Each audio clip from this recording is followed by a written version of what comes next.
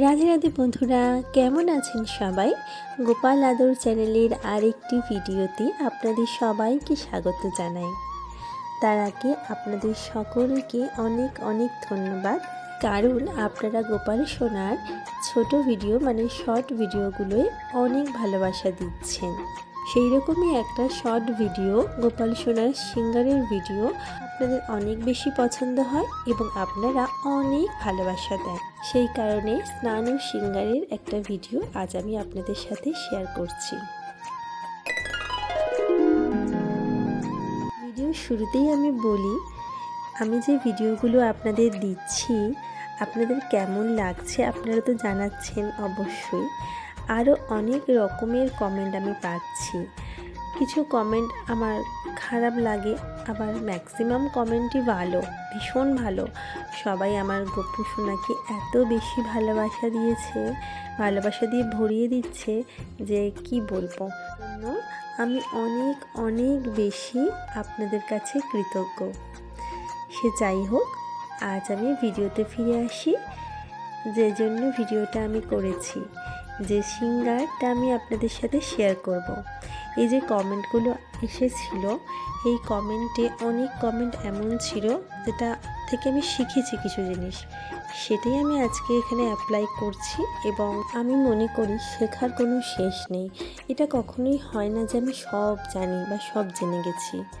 Thank you so much আমাকে support করার জন্য। আজ কিন্তু আমি গপু সোনাকে গোপী চন্দন ভালো করে গায়ে লাগিয়ে তারপরে গরম জল দিয়ে স্নান করালাম, কারণ কদিন ধরেই আমি গপু সোনার তেল দিয়ে মালিশ করছিলাম, সেই কারণে। এই যে দেখুন, এখন আমার গপু সোনার স্নান কমপ্লিট হয়ে গেছে। এবারে ভালো করে গাটা মুছিয়ে দিচ্ছি, তারপরে আমি সুন্দর করে আমার গপুকে সিঙ্গার করিয়ে দেব। এই যে আমার গপু বাবা চলে এসছে। এরপরে আমি গপু সোনাকে আজকে যেহেতু তেল মালিশ করিনি, সেই জন্য একটু ক্রিম লাগিয়ে দিচ্ছি, যাতে গপু সোনার গাটা একটু মোলায়েম হয়ে যায়। শীতকালে তো তেল ক্রিম এগুলো লাগাতেই হয়, আমরা যেরকম লাগাই সেরকম আমার একটু গপু বাবাকেও ক্রিম লাগিয়ে দিচ্ছি, তাই তো বাবা? বন্ধুরা, এরপর আসা যাক ডাইরেক্ট সেই মন্তব্যগুলোয়।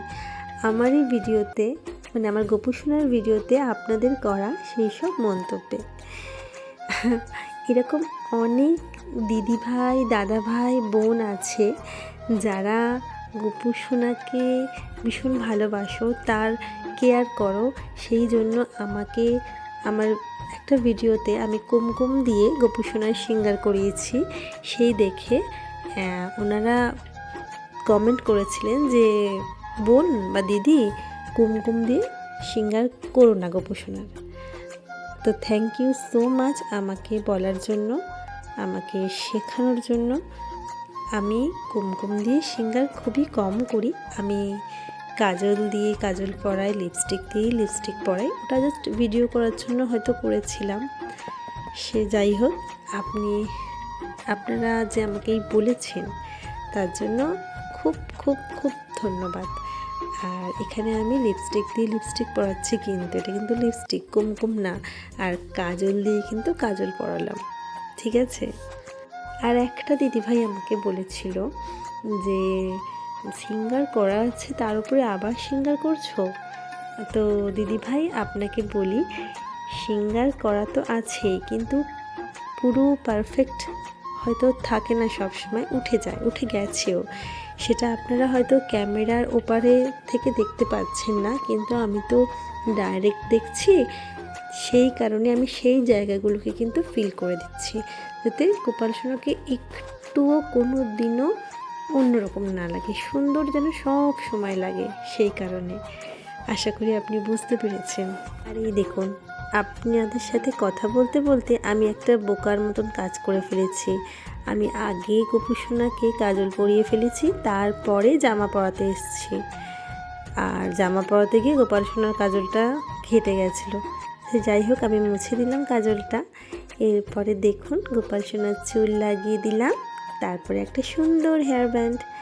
আপনারা কিন্তু কমেন্টে অবশ্যই জানাবেন আমার গপু সোনাকে কতটা সুন্দর লাগছে। আমি জানি আপনাদের আজকে তো চোখ ফিরবেই না আমার গপু সোনার কাছ থেকে, কারণ আমারই ফিড ছিল না। আমি যে কতগুলো ফটো তুলেছি, কত ভিডিও বানিয়েছি আপনাদের কি বলবো। হয়তো কদিন ধরে আপনারা সেই ভিডিও দেখতে দেখতে বোরও হয়ে যাবেন। না না, আমি একটু মজা করছিলাম। আমি জানি আমার গোপাল সোনার ভিডিও দেখলে আপনারা একদম বোর হন না।